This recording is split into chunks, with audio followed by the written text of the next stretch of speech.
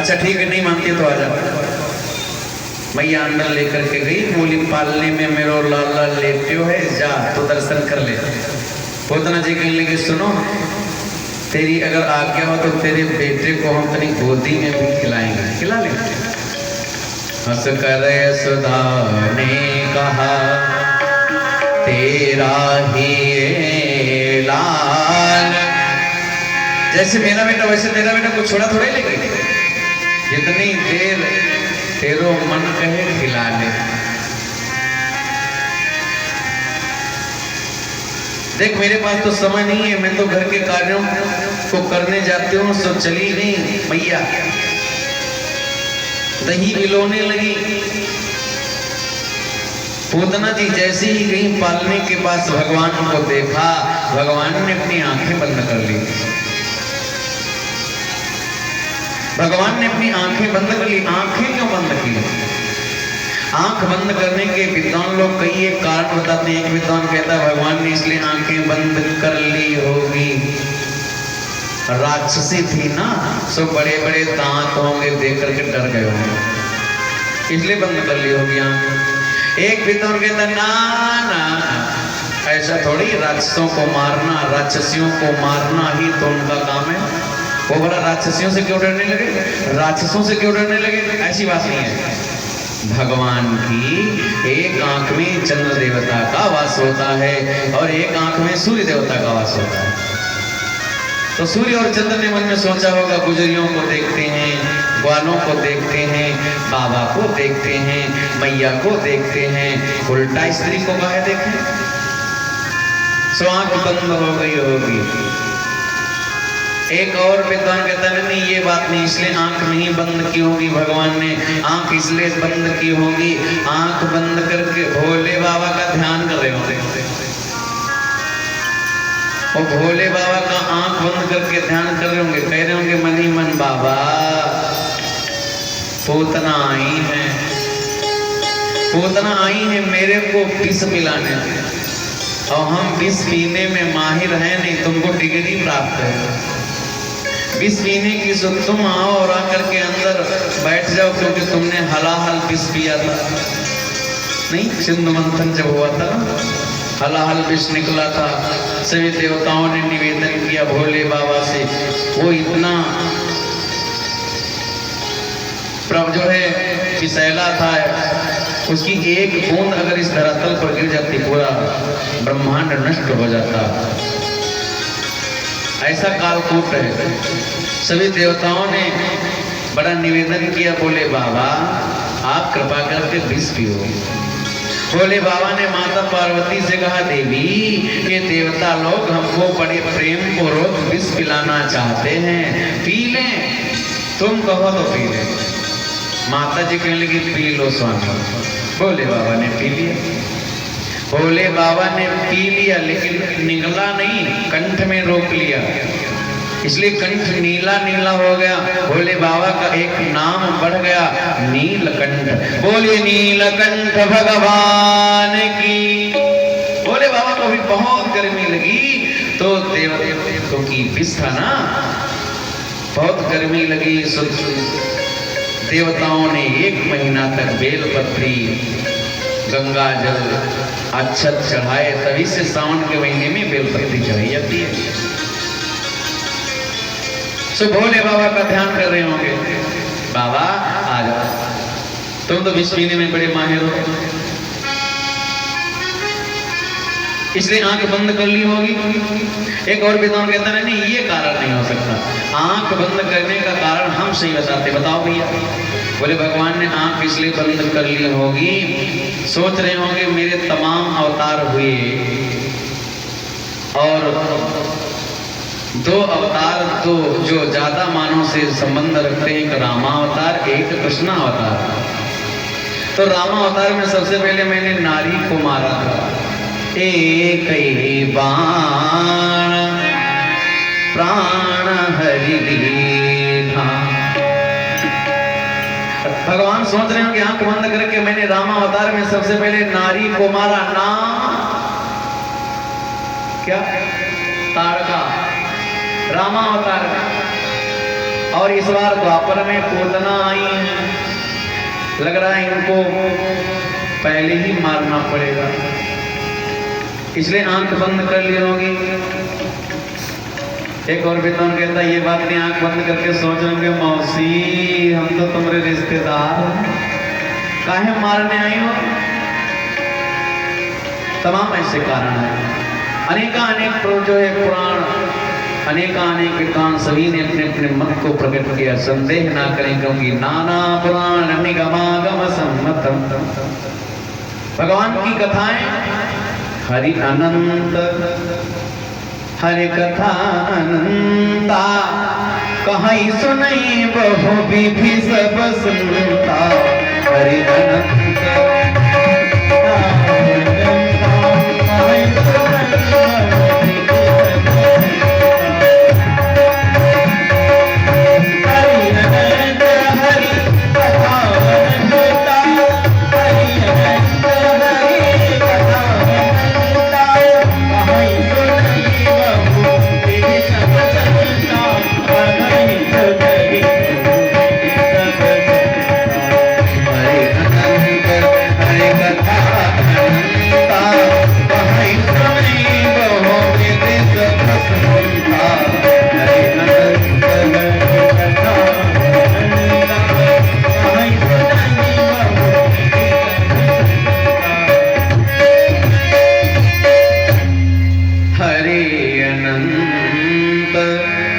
हरे कथा अनंता। और बाद में पूतना जी ने भगवान कन्हैया को उठा लिया, गोदी में बिठाया और गोदी में बिठा करके स्तनपान कराने लगे। भगवान दूध पीने के साथ साथ उसके प्राणों को खींचने लगे, और जैसी प्राणों को खींच लेंगे पूतना को लगा कि ये तो मेरे को मार डालेगा, मेरे को मार डालेगा, मेरे को जीवित नहीं छोड़ेगा, श्वास लेने में उसको तकलीफ होने की। कन्हैया क्या करता, मेरे को मार डालेगा, छोड़ देना। सुनने से कन्हैया बोल उठे मौसी हमको छोड़िबो तो आवे ना। अरे छोटा सा कन्हैया तो बोल रहा है। देखो भगवान बहुत सही बात कह रहे हैं, बोले मौसी हमको छोड़ना नहीं आता, एक बार जिसको पकड़ दे बस कस के, फिर तो तभी छोड़ते हैं जब उसको किनारे लगा देते हैं।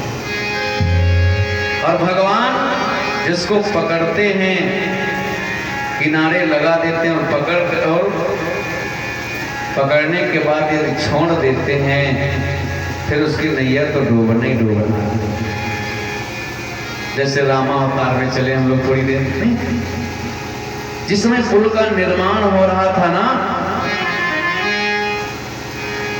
तो सब लोग सोच रहे थे पुल का निर्माण किया जाए। छोटे छोटे बानर लोग पत्थर के टुकड़े लाते थे, जल में डालते थे, नली डालते थे, हनुमान जी राम लिखते थे।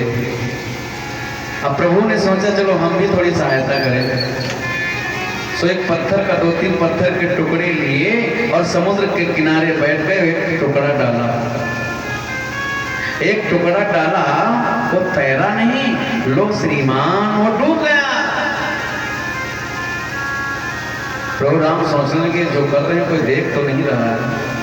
पीछे मुड़ करके देखा तो श्री हनुमान जी महाराज खड़े। बोले हनुमान जी महाराज की। बोले देखा कुछ हनुमान? हाँ बोले बिल्कुल देखा। क्या देखा? बोले आपने पत्थर का टुकड़ा लिया और जल में डाला, वो डूब गया। बोले कोई बात नहीं, तुम पार्टी में किसी से नहीं बताना, बदनामी हो जाएगी। बोले पार्टी की तो बात छोड़ो प्रभु, हम तो पूरे संसार की परिक्रमा अभी करने जा रहे हैं, और परिक्रमा करके पूरे संसार में बता देंगे भैया भगवान जिसको पकड़ेंगे और पकड़ने के बाद छोड़ देंगे वो डूब जरूर जाएगा। हनुमान जो है प्रभु राम मन में सोच लेने की चलो कोई बात नहीं, हनुमान जानता कोई और तो नहीं जानता। सो पीछे फिर मोड़ करके देखा श्री जामवंत जी महाराज खड़े। आपने कुछ देखा? बोले जो हनुमान जी ने देखा वो हमने देखा। हनुमान जी चाहे देरी भी करते, हम तो तनिक भी देरी नहीं करेंगे, पूरे संसार को बता देंगे कि भगवान जिसको एक बार पकड़ेंगे और छोड़ देंगे उसकी नैया तो डूब ही जाना है। भगवान कृष्ण तो यही बात पूतना जी से कहने, मौसी हमने छोड़ना सीखा नहीं, अब छोड़ेंगे तभी जब तुमको किनारे लगा देंगे। नन्ना सा कन्हैया बोलना है, सांस लेने में तकलीफ हो रही। चिल्लाई थारे मार मार, बस चला नखल आराती से, हा हा यशोदे हा हा मैया, अब उठा हमारे छाती से। भागती भागती जा रही है, भगवान हृदय से चिपके हुए जा रहे हैं। सोचती अगर जीती जागती घर चली गई ना तो कसम पुत्र के खाते हो गोकुल में कभी न आऊंगी। लेकिन बचेगी तब। भागते भागते शांति नामक वन में पहुंची। भगवान ने दूध पीने के साथ साथ पूतना के प्राणों को खींचा, धड़ाम से गिर पड़ी। बोले भक्तवत्सल भगवान ने दूध पीने के साथ साथ पूतना के प्राणों को खींच लिया। इस प्रकार से पूतना का वध हो गया। माता यशोदा को जब पता चला तो अरे कोई राक्षसी मेरे बेटे को उठा करके भागती भागती भागती भागती पीछे से गई। देखा विशालकाय शरीर के ऊपर कन्हैया खेल रहे, लेकिन किसी की हिम्मत नहीं जो उस विशालकाय शरीर के पास जाए और कन्हैया को उठा करके लाए। माता यशोदा ने हृदय को कठोर बनाया और पूतना के शरीर के पास गई। कन्हैया को उठा करके लाई, हृदय से लगाया। जिन दिनों पूतना जी आई हुई थी ना, उन दिनों नंद बाबा कर देने गए थे मथुरा। कर लेता था ना वहां कंस। जब वापस वहां से लौटे तो देखा कि कोई विशालकाय शरीर पड़ा है। गांव में जाकर के कहने लगे भैया विशालकाय शरीर किसका पड़ा है? सब लोग कहने लगे बाबा पूतना का शरीर है, पूतना का। पूतना भी अपने गांव में क्या करने आई थी? आपके लाला को मारने आई थी। लेकिन बाबा भगवान की कुछ ऐसी कृपा, दुष्ट स्वयं मर गए। लेकिन बाबा हम लोगों के सामने बड़ी समस्या है। क्या? अरे बोले इतना विशालकाय शरीर लंबा चौड़ा पड़ा रहेगा, शरीर सड़ेगा, फिर हवा चलेगी, पर्यावरण प्रदूषित हो जाएगा, बड़ी गंध आएगी। सो एक चिता बना करके इसका संस्कार किया नहीं जा सकता। इतना लंबा चौड़ा शरीर है, सो क्या करें, कोई कई एक टुकड़े बनाओ। सो आरी से काट करके, आरी और कुल्हाड़ी से पूतना के कई एक टुकड़े किए गए थे। तो कई एक चिताएं बनाई गई, शरीर जलाया गया, सारा पर्यावरण सुगंधित हो गया। सारा पर्यावरण सुगंधित हो गया, दुर्गंध नहीं सुगंध आ गई। क्यों?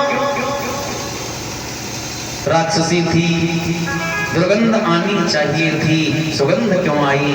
सीधी सी बात है, भगवान जिसको एक बार स्पर्श कर लेंगे उसके शरीर से दुर्गंध वाला कैसे आ सकती है? सुगंधी तो आनी है।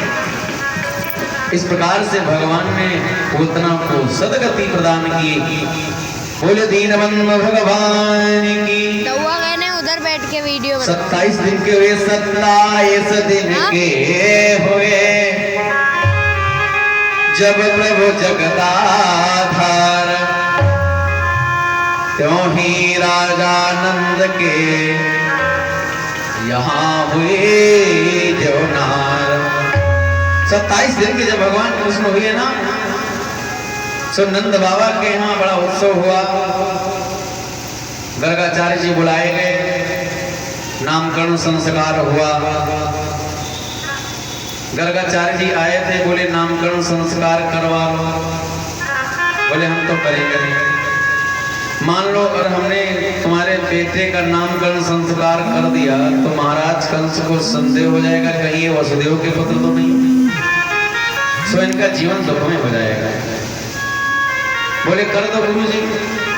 अच्छा ठीक है कर देंगे, लेकिन किसी की जो है किसी को खबर नहीं देना और गौशाला में मिलो आकर के। दोनों पत्नियों को ले लो और गौशाला में मिलो और तीसरे आदमी को नहीं लाना, वहीं पर नामकरण संस्कार कर देंगे। माता यशोदा और रोहिणी दोनों माताएं पुत्रों को लेकर के गई। ये दोनों माताएं सोचने लगी कि ये बाबा को देखते हैं असली हैं ऐसे खड़िया पलटन है। देखती हैं सब माताओं ने अपना अपना पुत्र बदल लिया।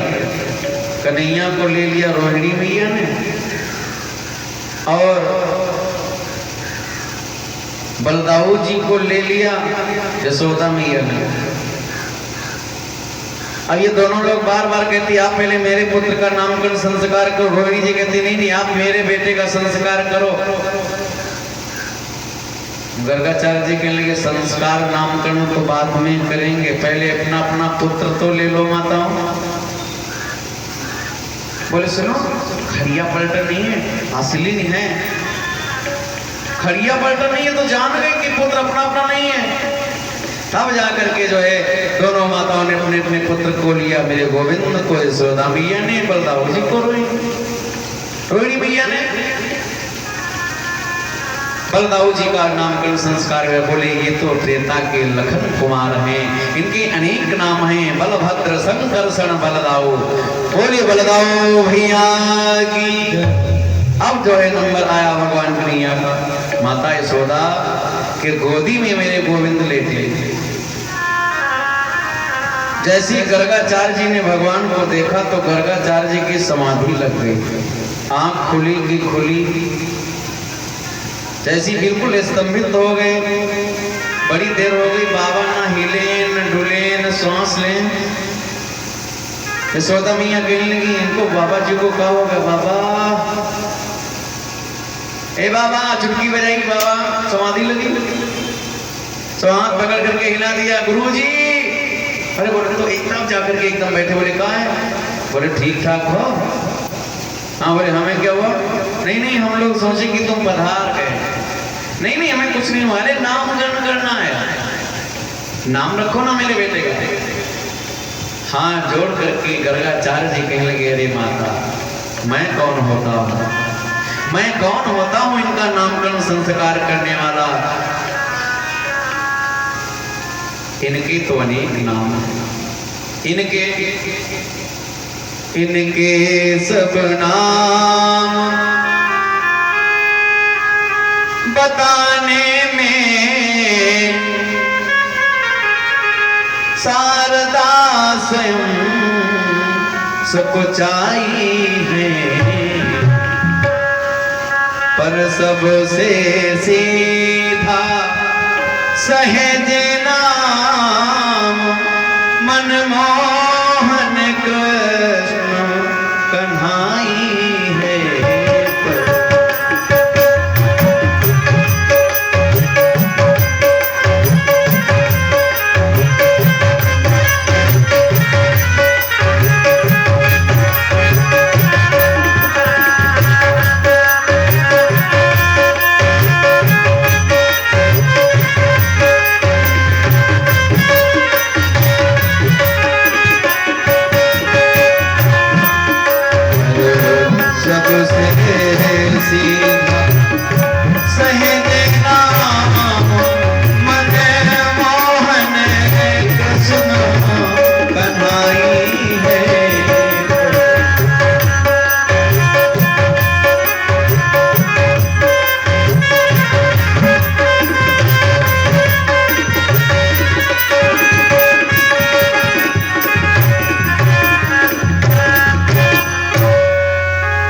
इनके सब नाम, इनके तो अनेक नाम